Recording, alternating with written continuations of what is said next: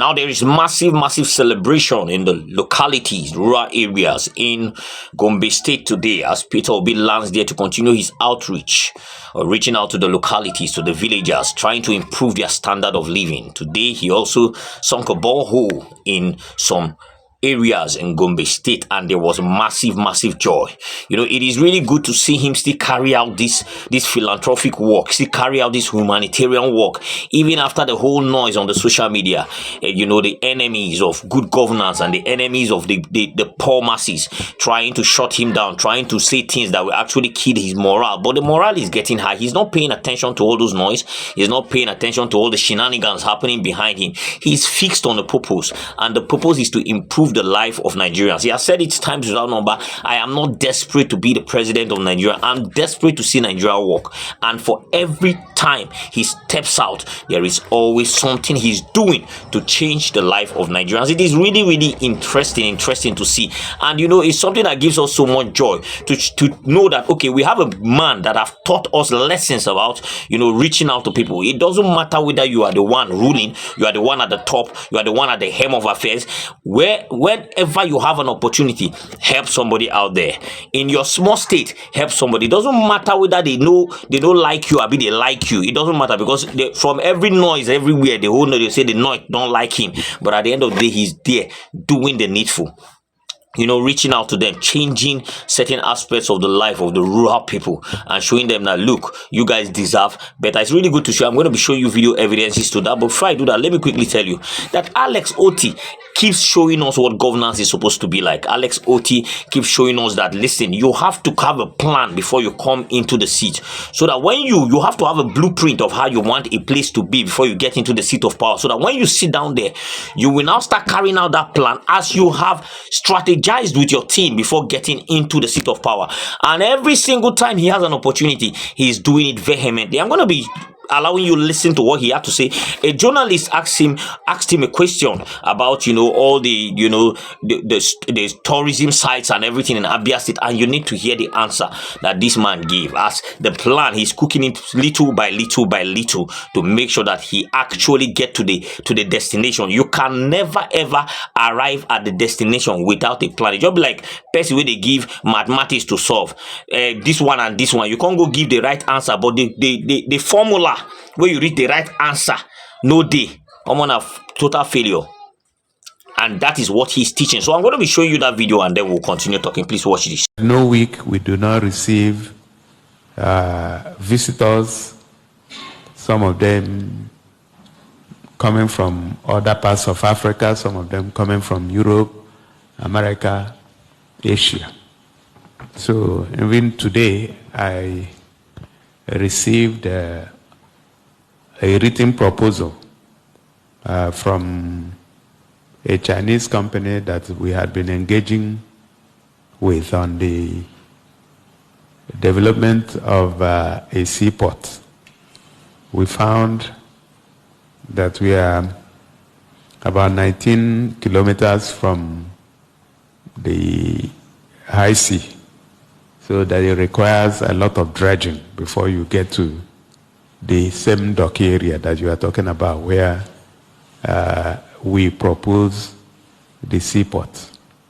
So what am I saying? I'm saying that we have in mind to make this place a tourist attraction, but we want to build the fundamentals first.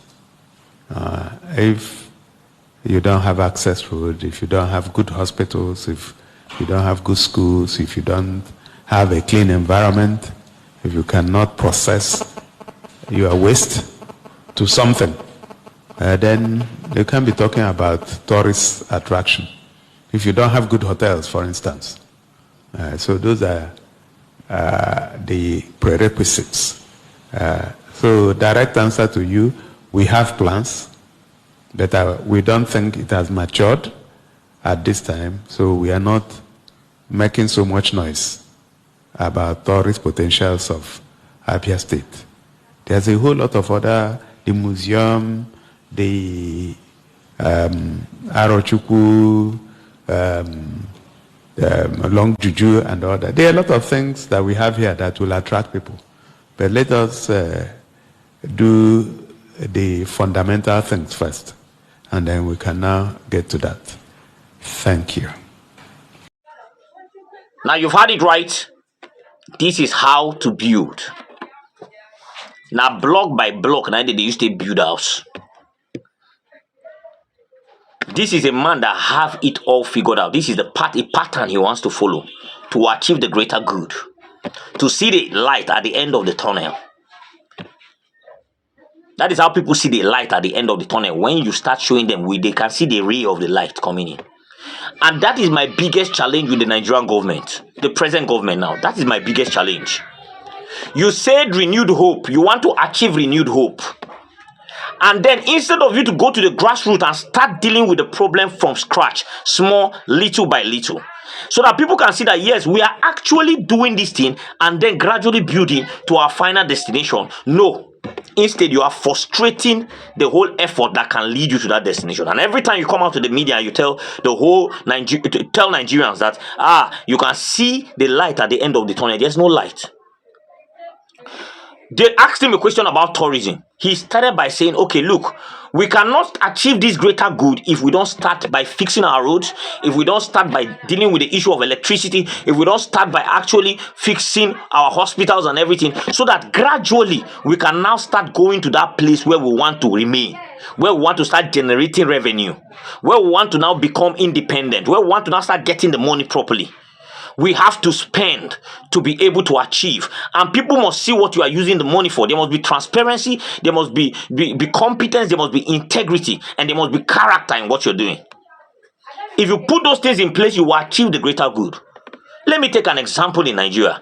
You said the dollar is pressing the naira. The naira should rise and everything. They are actually pressing the dollar. Now, as me I talk, they press her. They press her. See what you have put up. They press her.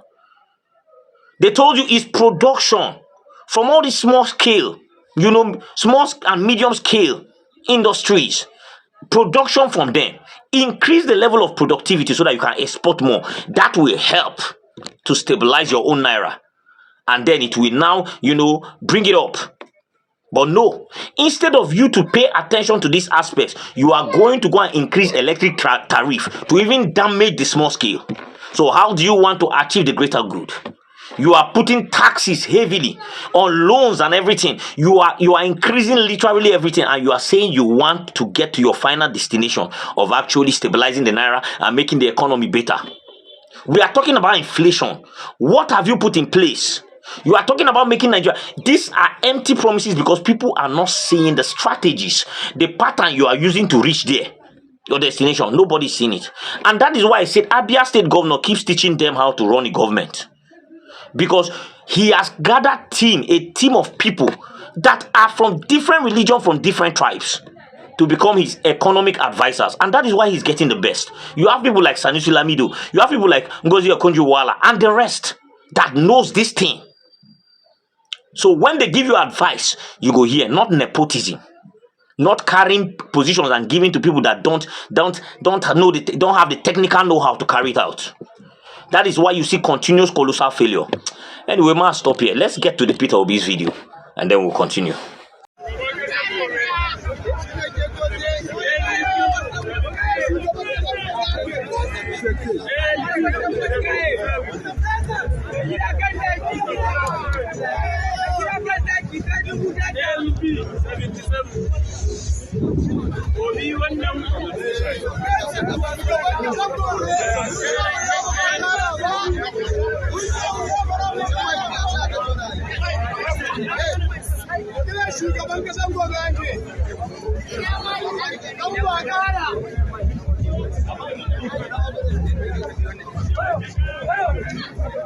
We're right here in Gombe in continuation of Mr. Peter Obi's national tour during this season of Ramadan. And he's here to do as usual, to commission the ball here that he has donated to this community, and also to give aid to at least 100 people. This is what he's done everywhere, and he's here to do this.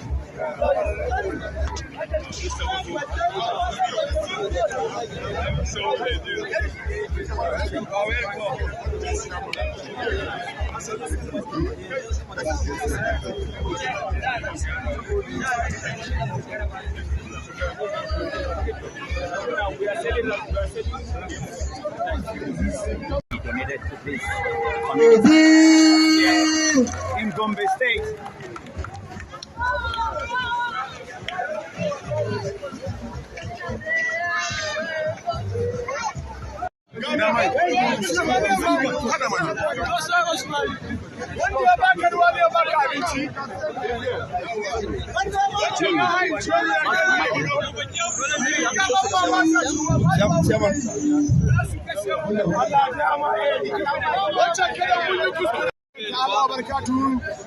Ga muna Gombe kuma Peter Obi ya zo wai ya kawo muku ruwa.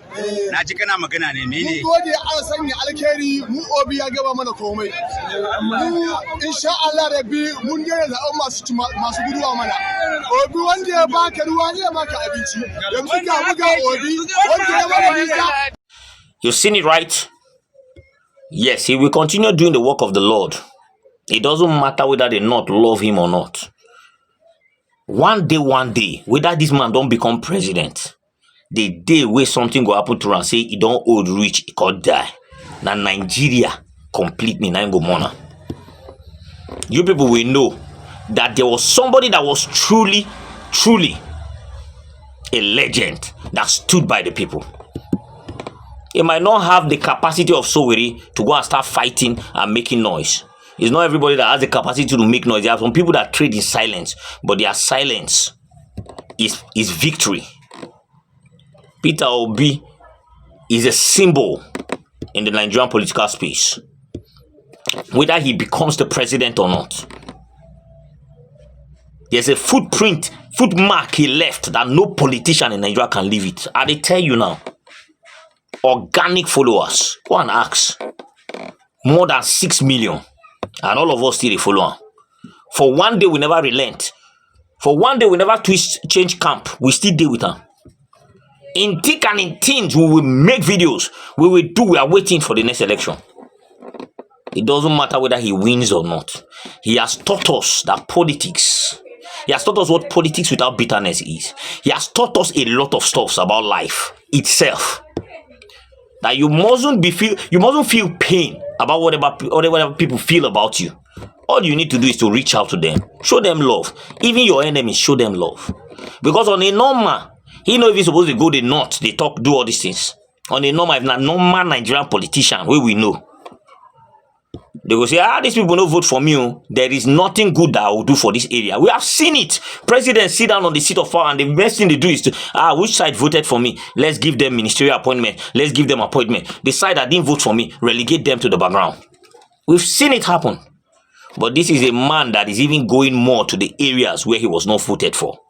And is telling them, reaching out to them, showing them some more love. Showing his presence, putting himself right in front of their faces. That is why he's always in the front of the media. Tinubu be president. Peter Obi be the most talked about politician in Nigeria. Nobody even cares. Tinubu bad day. Now Peter Obi they concentrate on. Peter Obi had, a chat with Obedience on Parallel Fact on Twitter space. And then you could see Agbadunians trying to sneak in to listen. So this is not something that is negotiable. A man that have conquered greed.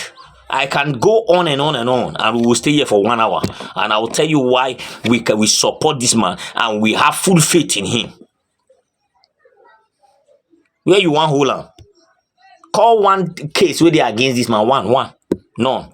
They just go there, pack rubbish and come and put online. And every day they pack it, will come back and say this thing is rubbish. There are no evidences to it.